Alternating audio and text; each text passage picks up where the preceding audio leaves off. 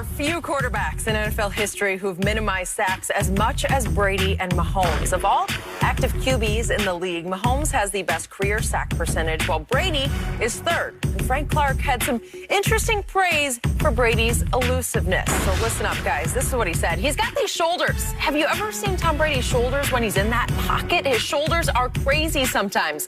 Man, to be able to move his shoulders like that, playing in the league for 20, 30-some years, for him to be able to move his shoulders like that still is quite amazing. It's nothing against him, but he's not an escape artist. But it's like, honestly, sometimes he's just as good as Deshaun Watson. I think Deshaun Watson is the best. And you watch Tom Brady in that pocket, man, and sometimes you can't tell the difference. You can't. Mike, are Tom Brady's shoulder movements an underrated ability of his to avoid these sacks? You know what, Jenny, I don't think it's underrated. I think it's evident. We've seen it all season long, and the biggest reason why the Tampa Bay Buccaneers have had the success that they've had down the stretch after the Chicago game was because of Tom Brady and his movement in the pocket. And, you know, he's just not sliding. He's moving with conviction. You know, he's pushing up. He's pushing out. You know, he's putting himself in a position where he can keep his eyes downfield and not feeling under duress and not panicking.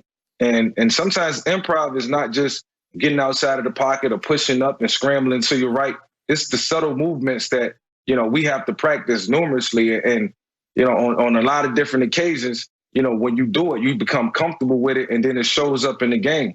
Being in the pocket is just a natural instinct. You know, we have our eyes downfield, and we're not paying attention to the pass rush. So it's something that we constantly have to work on. And when I look at these clips and I see, you know, Tom moving around, you know, around blocking dummies and doing cone drills, those are things that I didn't do in year 11, 12, and 13.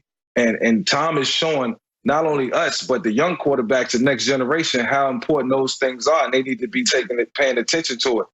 So, you know, it's not surprising that Tom is in this game. I've seen him move with conviction, you know, down the stretch. And it's the biggest reason why he's been able to find his receivers and the offense is clicking, because, you know, he's buying that extra time that he didn't have in the first 5 or 6 games of the season, and it's paying off. Yeah, you're absolutely right, Mike. You see, Tom, he does a great job of climbing in the pocket. Skip, he does a great job of holding the ball.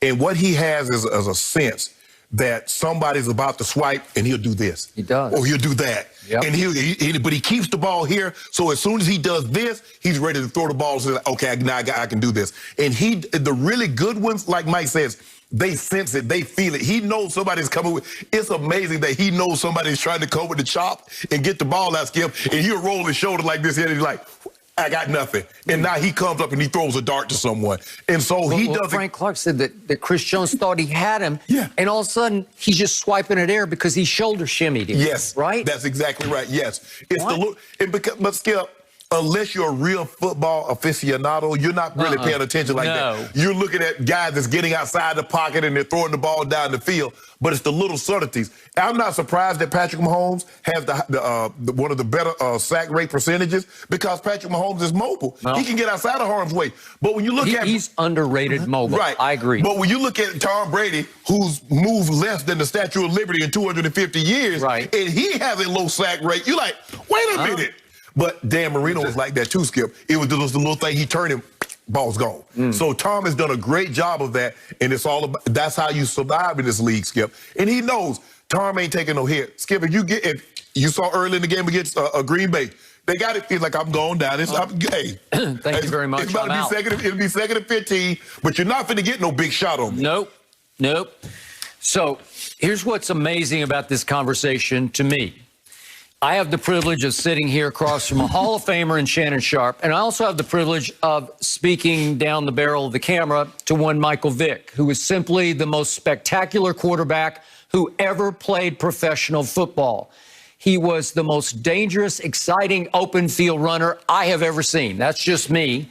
And by the way, Michael Vick had a much stronger arm than Tom Brady has. Yeah. That's just me.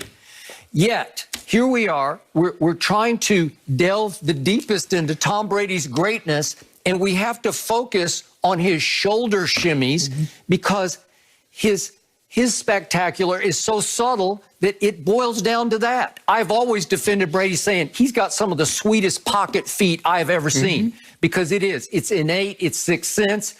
I feel the rush, and I have to slide step here just to give me a split second more before I deliver the ball there. Well, it's hard, man, and it's underrated, because to the untrained eye, it just comes and goes. You can't grasp it until you see the final score on the scoreboard. That's the only way you can appreciate what the guy is doing. But this sums up Brady's subtle greatness to me. He's not Patrick Mahomes. No looks, no left-handed, no behind the back, no between the legs. He just keeps operating subtly in the pocket and delivering accurate passes very catchably down the field under pressure in the biggest moments. So, Michael, jump back in. How hard is it for you to appreciate Brady's greatness, knowing you came from the flip side of Tom Brady?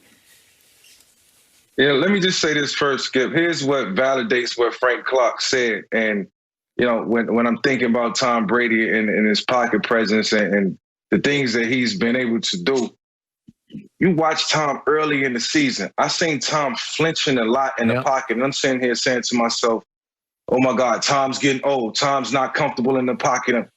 You know, you're seeing ghosts. And it's a joke in the quarterback world. If you watch film and you see a guy seeing ghosts flinching in the pocket, you know, it wasn't funny when I was watching Tom. I'm like, damn, my man just getting older. And he's not feeling it. 3 to 4 weeks later, he's a totally different quarterback. Confident, pushing in the pocket, pushing strong.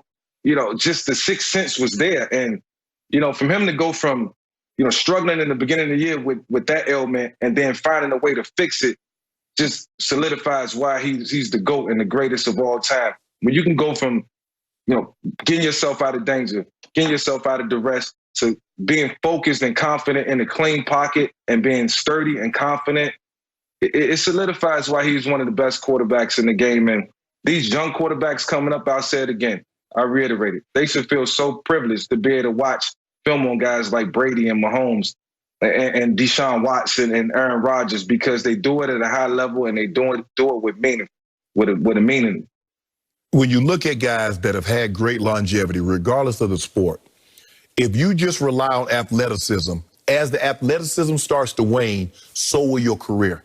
Tom Brady has never been athletic, Skip, so he had to rely on technique. That's why technicians can stay longer in a given sport than guys that are just pure athletes. You look at Tom. Tom is 21 years, but he's never relied on speed. He's never relied on size. He's never relied on strength. It's the subtleties of the game. You look at Jerry. Jerry was able to play as long as he was because he wasn't just speed. Because so once you take that speed away, what can you do?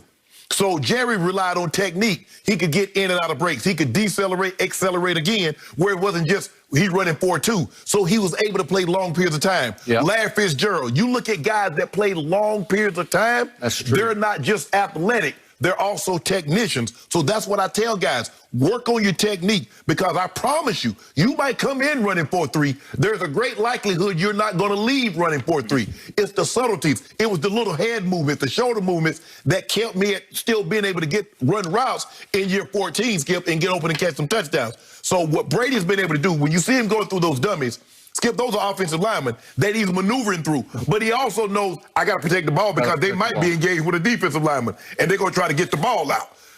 He's mastered that. He has a sense to know what's around him. Oh, I'm coming between these linemen. They probably blocking somebody. Let me protect this ball. Very few times do you see him get the ball out of Tom in a situation like that. So, to me, bottom line, given that most people believe Tom Brady is the GOAT, he's also got to be the greatest overachiever to me in sports history, given that status, because he's not supremely gifted. He don't run fast. He don't jump high. He's not strong. He's got a little above average arm, but he doesn't have a huge arm.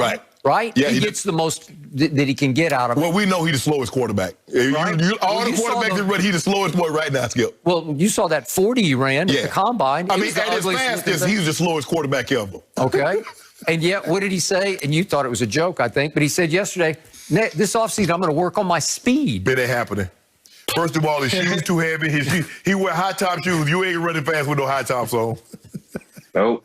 Message to all the young quarterbacks coming up. If you don't want to get joked, don't see ghosts. Work on your pocket. Good point.